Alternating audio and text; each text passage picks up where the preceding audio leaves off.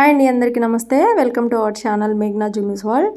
So అందరికీ శ్రీరామనవమి శుభాకాంక్షలు. అందరూ హ్యాపీగా ఉండాలని కోరుకుంటున్నాను మనస్ఫూర్తిగా.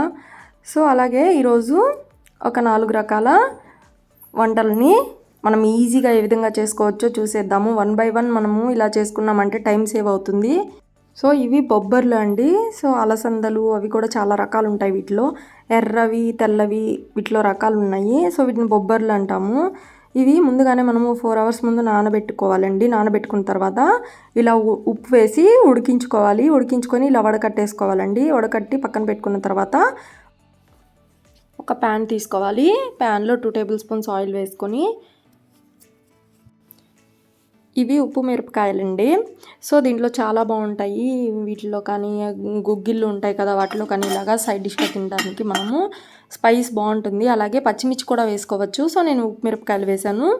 అలాగే అదే ప్యాన్లో బాగా వేయించుకున్న తర్వాత అదే ప్యాన్లో మనము ఆవాలు, జీలకర్ర, పచ్చిశనగపప్పు, కరివేపాకు వేసుకొని ఒక ఆనియన్ కూడా వేసుకొని బాగా వేగిన తర్వాత ఈ ముందుగా బాయిల్ చేసుకున్నటువంటి వీటిని అందులో యాడ్ చేసుకొని ఉప్పు మిరపకాయలను కూడా వేసేసుకొని ఒక 1 మినిట్ అలా పెట్టేసేయాలండి. సో అంతేనండి, చాలా ఈజీ ప్రాసెస్. మనకి టైం కూడా సేవ్ అవుతుంది. 1 బై 1 మనము పని చేసుకున్న తర్వాత ఈజీగా మనము పూజ కూడా త్వరగా అయిపోతుంది మనకి, ప్రసాదాలు పెట్టుకోవడానికి కూడా. సో ఇవి బాయిల్ చేసి పక్కన పెట్టేసుకుంటే పోపు లాస్ట్లో అయినా వేసుకోవచ్చు అనమాట. సో అంతేనండి. తర్వాత వెజ్ దాల్ రైస్ అండి. ఇది చాలా సింపుల్గా అయిపోతుంది. ఇది కూడా ఈ బియ్యాన్ని ఒక 1/2 అవర్ ముందే మనము సోక్ చేసి పెట్టుకోవాలి. కడిగి సోక్ చేసి పెట్టుకున్న తర్వాత ఒక కడాయి తీసుకొని 1 స్పూన్ గీ, 2 టేబుల్ స్పూన్స్ ఆయిల్ వేసుకొని జీలకర్ర, ఆవాలు, కరివేపాకు, పచ్చిమిర్చి, అలాగే ముందుగా మనం కట్ చేసి పెట్టుకున్నటువంటి వెజిటబుల్స్ అండి, బీన్స్, క్యారెట్, ఆలుగడ్డ వేసేసుకొని బాగా మిక్స్ చేసుకోవాలి. తర్వాత ఈ కందిపప్పుని నేను 1.5 గ్లాస్ బియ్యానికి 1/2 గ్లాస్ తీసుకున్నాను అండి కందిపప్పు. కడిగి అందులో వేసేసుకోవాలి. ఈ కందిపప్పుని బాగా రోస్ట్ చేసుకోవాలండి. ఇలా ఒక 2 మినిట్స్ వీటన్నింటినీ బాగా ఫ్రై చేసిన తర్వాత ముందుగా కడిగి పెట్టుకున్నటువంటి బియ్యాన్ని మనము ఇందులో యాడ్ చేసుకోవాలి. ఇందులో యాడ్ చేసుకున్న తర్వాత కొంచెం చిటికెడు పసుపు కూడా వేసుకోవాలండి ఇందులోనే. నేను 1.5 గ్లాస్ రైస్ తీసుకున్నాను కదా అండి, దానికి దాదాపు 3.5 గ్లాస్ వాటర్ యాడ్ చేశాను. అంటే ఇంకొక 1/2 గ్లాస్ మనం ఎక్స్ట్రా పోసుకుంటే బాగా కుక్ అవుతుంది, చాలా బాగుంటుంది కూడా రైస్. అంటే 1 గ్లాస్ రైస్కి 2 గ్లాసెస్ పోసుకోవాలి కదండి యాక్చువల్లీ. సో ఇక్కడ మనము మన బియ్యాన్ని బట్టి మనం ఎలా కుక్ అవుతుంది అనే దాన్ని బట్టి మనం రోజు రైస్ కుక్ చేస్తూ ఉంటాం కదా, సో దాన్ని బట్టి మనము వాటర్ యాడ్ చేసుకోవాలి. సో ఈ వెజిటబుల్స్ కూడా వెజ్జీస్ అన్నీ కొంచెం కుక్ అవ్వడానికి 1/2 గ్లాస్ ఎక్స్ట్రా పోస్తే సరిపోతుందండి. ఇప్పుడే మనము సాల్ట్ కూడా చెక్ చేసుకోవాలి. మనం టేస్ట్ చూస్తే సరిపోతుందా లేదా అని, లేదంటే ఇప్పుడే వేసుకోవాలన్నమాట. సో వేసేసుకున్న తర్వాత మొత్తం ఒకసారి మిక్స్ చేసి మూత పెట్టేసి సిమ్ ఫ్లేమ్లో పెట్టుకోవాలండి. అంతేనండి. ఈలోపు మనము పానకం వడపప్పు రెడీ చేసుకుందాము, ఇది కుక్ అయ్యేలోపు.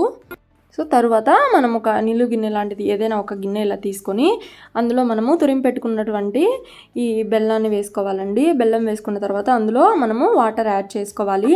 మనము తీపి క్వాంటిటీకి తగ్గట్టుగా మనం యాడ్ చేసుకోవాలండి. తర్వాత దాన్ని మొత్తం ఇలా స్మాష్ చేసుకోవాలి. బెల్లాన్ని స్మాష్ చేసుకొని ఇలా పక్కన పెట్టుకున్న తర్వాత ఇంకొక దాంట్లో ఈ స్మాష్ చేసుకున్నటువంటి, అంటే బాగా కొంచెం కచ్చా పచ్చగా నల్ల కొట్టినటువంటి యాలకులు, అలాగే మిరియాల పొడి వేసుకోవాలి. ఈ మిరియాల పొడి ఇన్స్టెంట్ అప్పుడే మనము మిరియాలు తీసుకొని కచ్చాపచ్చగా దంచినవి వేసుకోండి, చాలా టేస్ట్ ఉంటుంది, ఘాటు కూడా ఉంటుందండి. సో పౌడర్ వేయద్దు. అలాగే మనము తేరు పెట్టుకోవాలండి. ఇందాక మనము పానకాన్ని తీసి పెట్టాం కదా, దాన్ని తేరు గంటలో వేసి ఇలా తేరు పట్టేసుకుంటే ఆ బెల్లంలో ఏమైనా నలకలు ఉన్నా కూడా ఇందులోకి రావన్నమాట. సో అంతేనండి. తర్వాత ఇది వడపప్పు నానబెట్టేసుకొని ఆ నీరంటిని తీసేసిన తర్వాత కొంచెము మామిడికాయలు యాడ్ చేసుకోవాలి. ఇది అందరికీ తెలిసిందే మేబీ, నాకు తెలిసి. సో అంతేనండి. తర్వాత మనము ఈ దాల్ రైస్ చూద్దామండి. చాలా బాగా వచ్చింది, చక్కగా కుక్ అయిపోయిందండి.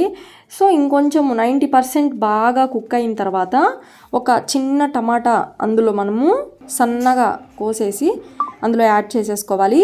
లాస్ట్లో కొంచెం కొత్తిమీర గార్నిష్ చేసుకోవడమే అండి. సో చాలా బాగుంటుంది. ఎప్పుడు పులిహోరే కాకుండా సో ఒకసారి ఇది కూడా ట్రై చేయండి. తరువాత మసాలా వడలు అండి, ఇవి 4 అవర్స్ వీటిని కూడా నానబెట్టేసుకోవాలి. ఇవి బాగా నానిన తర్వాత ఇలాగా తేరు పట్టుకోవాలండి. తేరు పట్టుకున్న తర్వాత ఒక 2 మినిట్స్ ఆగి మిక్సీకి వేసుకోవాలి. లేదా మనం ఇంట్లో హడావిడి లేకుండా మనం ఉన్నప్పుడు ఇలా చేసుకోవాలి అని అంటే గ్రైండర్కి వేసుకోవడము ఎక్కువ క్వాంటిటీలో ఉన్నప్పుడు, లేదా రోట్లో వేసుకొని దంచుకుంటేనే చాలా టేస్ట్ బాగుంటుంది. సో ఇలా ఇన్స్టెంట్గా అయితే మనం ఇలా మిక్సీకి వేసేసుకోవాలి. ఆ నానబెట్టుకున్నటువంటి పచ్చిశనగపప్పు, ఒక పచ్చిమిర్చి, అల్లము, అలాగే కళ్ళు ఉప్పు వేసేసి ఇలాగా మెత్తగా మిక్సీ పట్టేసేసేయాలండి.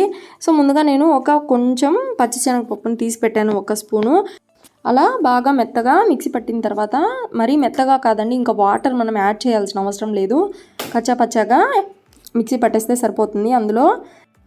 అందులో కొత్తిమీర, కొంచెం జీలకర్ర, ఒక ఆనియన్ వేసేసుకొని బాగా కలిపేసుకోవాలండి పిండి మొత్తాన్ని. అందులో కరివేపాకు కూడా సన్నగా కట్ చేసి పెట్టేసుకొని అందులో వేసేసుకోండి. సో నా దగ్గర స్టాక్ లేదు కాబట్టి నేను కరివేపాకు వేయలేదండి. సో తర్వాత ఒక కడాయి తీసుకొని అందులో ఆయిల్ హీట్ చేసుకోవాలండి. హై ఫ్లేమ్లో పెట్టి హీట్ చేసుకున్న తర్వాత మనము ఇలాగా వడలు వేసేటప్పుడు హై ఫ్లేమ్లో పెట్టుకోవాలి. తర్వాత సిమ్ ఫ్లేమ్లో పెట్టే వేయించుకోవాలండి, లేదంటే లోపల కూడా కుక్ అవ్వకుండా ఉంటుంది. సో ఇలా మనం అరచేతిలో ఒక బాల్ లాగా తీసుకొని దాన్ని ఇలా 2 చేతులతో మెత్తగా ప్రెస్ చేస్తే బాగా వస్తుందండి వడ. ఇంకా మనం ఏ కవర్ అది కూడా అవసరం లేదు. సో ఇలా చేయడం టెక్నిక్ కనుక వస్తే మనం ఇలా చేసేసేయచ్చు, ఈజీగా అయిపోతుంది. సో ఇలా సిమ్ ఫ్లేమ్లో పెట్టి మనం కుక్ చేసుకున్న తర్వాత ఆనియన్ కూడా వేగినట్టు కనిపిస్తుందండి. సో అంతేనండి, తీసేసుకోవడమే. అంతేనండి, ఎప్పుడు ఒకేలా కాకుండా కొంచెం డిఫరెంట్గా కూడా ట్రై చేయండి. సో ఈ రెసిపీస్ కనుక మీకు నచ్చినట్లయితే, ఇంకా మరెన్నో టేస్టీ హెల్తీ రెసిపీస్ నా ఛానల్లో చూడాలి అని అనుకుంటే లైక్ చేయండి, షేర్ చేయండి, ఇంకా సబ్స్క్రైబ్ చేసుకోండి.